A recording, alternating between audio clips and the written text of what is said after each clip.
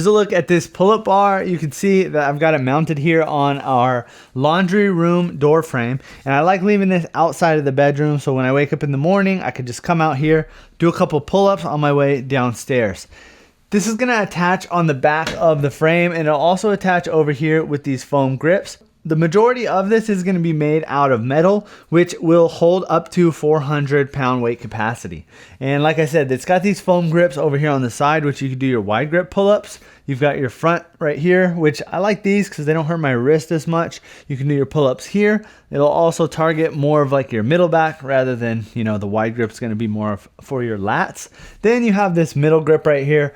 Again, more for your middle back. And then you also have a back grip like that, which you can hit your biceps with. Now you could also take this down, put it on the ground and do push-ups with it, or you could do kind of like a dip variation as well. So if you're looking for a pull-up bar that has a pretty high weight capacity and honestly is just pretty simple, then I would definitely recommend picking this up.